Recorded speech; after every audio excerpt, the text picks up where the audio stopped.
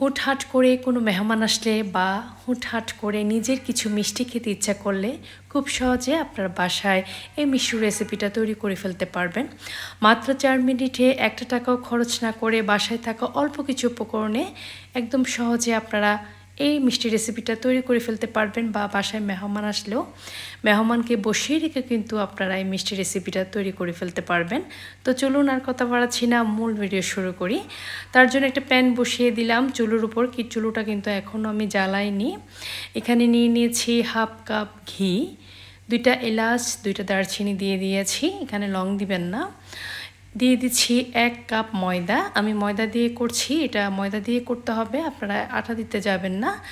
আর নিয়ে নিয়েছি 1 কাপ গুঁড়া দুধ, 1 কাপ চিনি দিয়ে দিচ্ছি। প্রত্যেকটা উপকরণ 1 কাপ করে দিতে হবে, তবে চিনিটা আপনাদের মানে মিষ্টির যতটুকু খান ওইভাবে চিনিটা অ্যাড করবেন।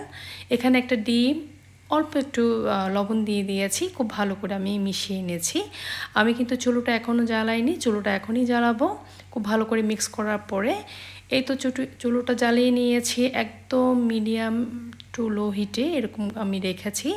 এখন খুব ভালো করে জাল দিয়ে এখানে আমি একটু সব কিছু একসাথে মিক্স করে নিয়েছি। আপনারা চাইলে ঘিয়ের পরিমাণ একটু বাড়িয়ে দিতে পারেন, তবে আমার বাসায় মিষ্টি, ঘি, তেল এগুলো একটু কম খাওয়া হয়, তো সেজন্য আমি একটু কম দিয়ে থাকি।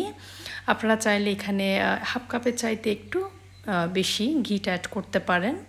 তো ঘি আর তেলও কিন্তু আপনারা একসাথে মিক্স করে একটু অ্যাড করতে পারেন। তো খুব ভালো করে দেখছেন আমি মিশিয়ে নিয়েছি।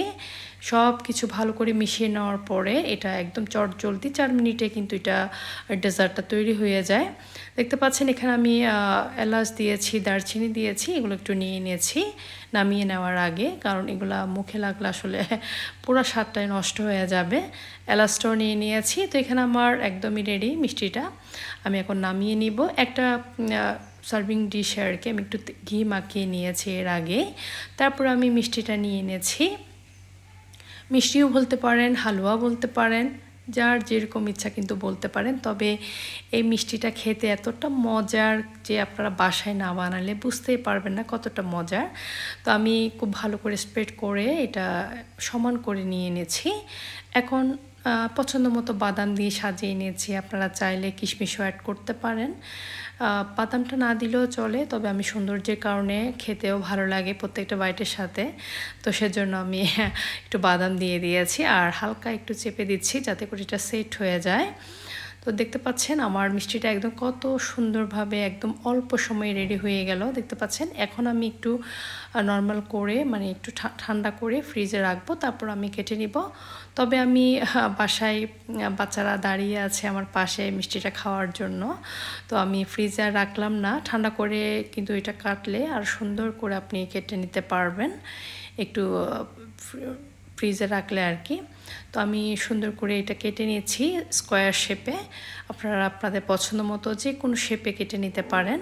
খুবই মজার একটা মিষ্টি রেসিপি, খুবই ইজিভাবে দেখিয়েছি, আপনারা চাইলে বাসায় একবার হলে ট্রাই করে দেখতে পারেন, আশা করছি আপনাদের অনেক ভালো লাগবে।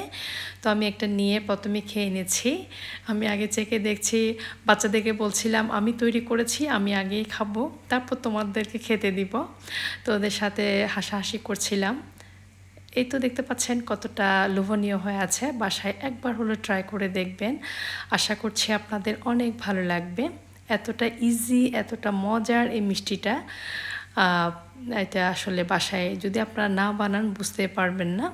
এটা হালুয়া হিসাবেও কিন্তু আপনারা বাসায় তৈরি করতে পারেন, মিষ্টি হিসেবেও কিন্তু বলতে পারেন, যে কোনো ওকেশনে আপনারা ট্রাই করতে পারেন। তো সবাই অনেক ভালো থাকবেন, আল্লাহ।